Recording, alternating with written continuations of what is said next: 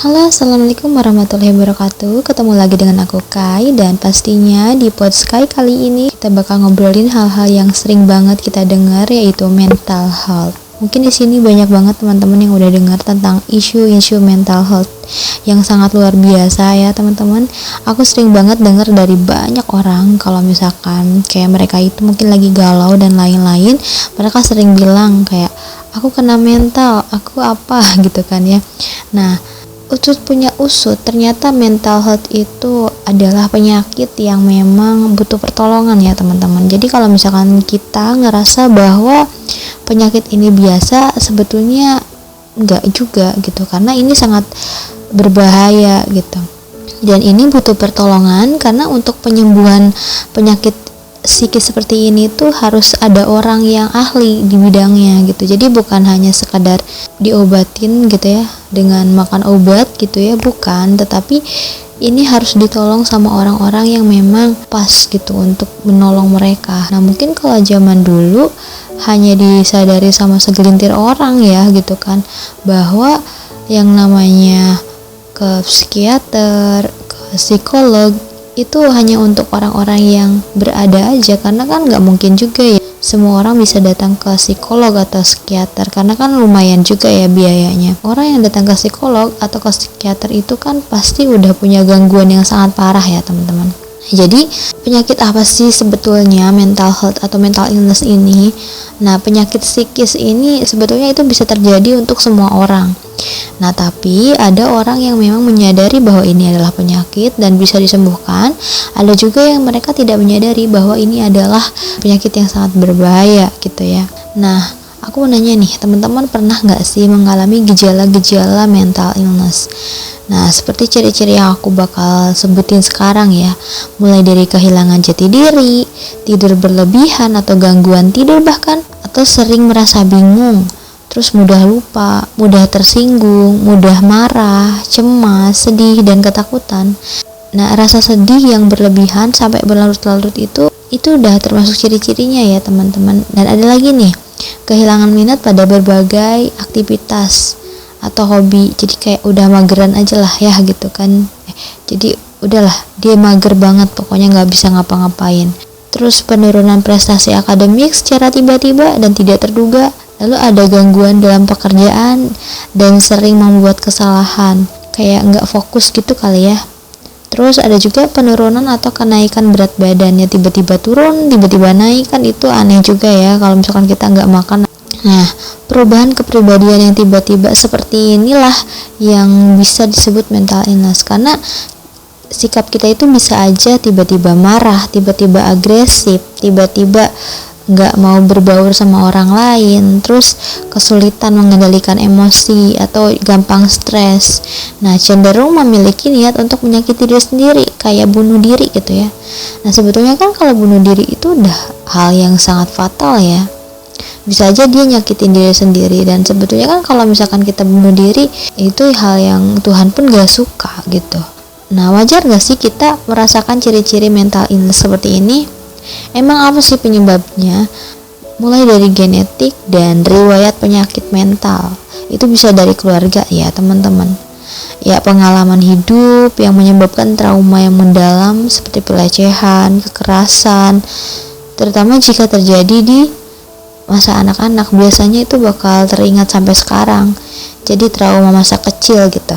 Nah, situasi kehidupan yang penuh tekanan seperti itu kan bisa jadi masalah ya. Bila kalau misalkan kita dapat mental illness tuh, masalahnya tuh pasti beda-beda. Ada yang masalahnya tuh dari keuangan, ada juga dari kematian, ada dari tekanan hidup dari keluarga mungkin gitu ya. Ada juga kalau misalkan yang udah menikah mungkin perceraian. Nah, faktor biologisnya seperti ketidakseimbangan kimiawi pada otak, bisa jadi kita cedera otaknya nanti. Terus ada juga yang misalkan penggunaan alkohol gitu ya, atau sering make gitu ya obat-obatan terlarang, yang sebetulnya itu kan hal-hal yang bikin otak kita jadi gak beres gitu ya. Terus mereka-mereka ini cenderung nggak mau punya teman banyak. Bukan nggak mau punya teman banyak ya, lebih ke nggak mau berteman. Dia biasanya suka di rumah aja gitu kan, nggak ingin berbaur, pengennya sendiri aja, dan mungkin banyak hal-hal yang dia pikirin sendiri sehingga dia tidak bisa berkembang kayak gitu. Nah, jadi teman-teman, kenapa sih kita bisa ngerasain hal-hal seperti itu? Karena sedangkan hakikat manusia itu tidak bisa terpisah dari jasad, ruh, dan nafsu. Kalau misalkan kita lihat di surat Al-Syam ayat 7-10, aku bacain ya. Demi jiwa dan penyempurnaan ciptaannya, maka Allah mengilhamkan kepada jiwa itu jalan atau kefasikan dan ketakwaannya. Sesungguhnya beruntunglah orang yang mensucikan jiwa itu, dan sesungguhnya merugilah orang-orang yang mengotorinya. Nah, ini tuh sebetulnya pertarungan antara ego dan super ego gitu. Jadi apa yang kita pikirkan itu sebetulnya bisa kita redam kalau misalkan ego kita itu enggak terlalu gitu. Jadi manusia itu emang memiliki nafsu, cuman kalau misalkan nafsunya dipakai nggak bener itu kalah gitu. Kebaikan tuh kalah sama keburukan. Ada juga nih di surat Al-Baqarah 222. Aku bacain juga, artinya sesungguhnya Allah menyukai orang-orang yang bertaubat dan menyukai orang-orang yang mensucikan diri. Dilanjut ke surat Al-Mulk, tidak akan kamu lihat sesuatu yang tidak seimbang pada ciptaan Tuhan yang Maha Pengasih, maka lihatlah sekali lagi, adakah kamu lihat sesuatu yang cacat? Nah, maka dari itu mungkin orang-orang yang sering banget terkena mentalnya itu mereka nggak bersyukur atas dirinya. Coba mungkin kita bisa merenung terhadap diri kita sendiri, melihat diri kita sendiri, apakah di dalam diri kita itu ada yang cacat. Coba kalian bisa renungkan sekarang, mata kalian ada berapa, hidung kalian itu masih seperti apa. Nggak ada yang cacat sama sekali, bukan?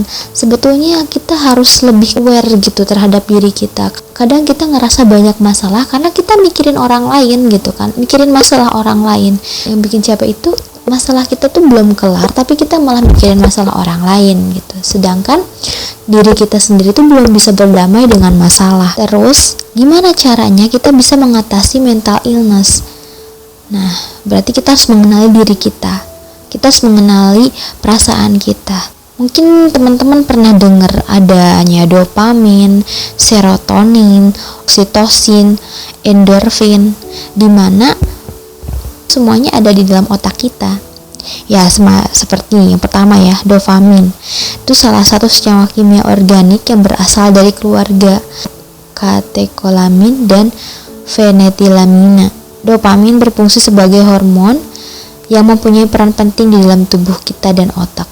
Kalau misalkan dopamin kita itu terkena hal-hal yang positif, ya insya Allah mungkin kita bakal positif terus gitu mikirnya. Tapi memikirkan hal-hal yang gak penting gitu ya, yang bikin kita jadi stres, ya pasti kita bakal stres. Terus yang kedua ada serotonin, zat kimia yang berperan untuk mengendalikan emosi dalam suasana hati kita.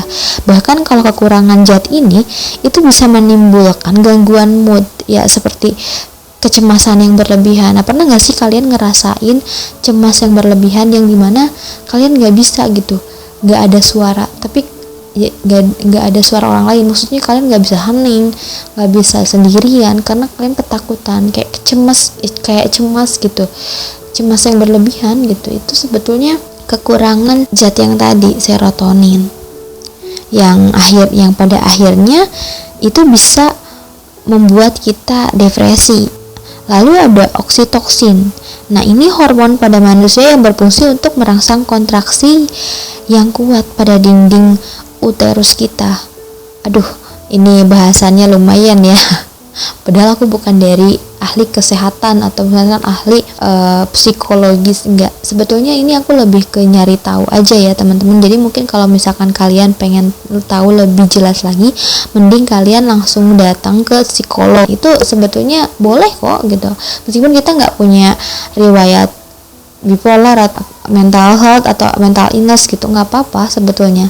Biar kita tahu aja sebetulnya kita itu ada penyakit mental atau enggak. Nah, kayak gitu. Terus endorfin. Nah, endorfin ini senyawa kimia neuropeptida opioid dan hormon peptida yang membuat seseorang merasa senang dan untuk kekebalan tubuh kita. Jadi kalau misalkan kita tidak memiliki yang 4 tadi, ya kita pasti bakal stres.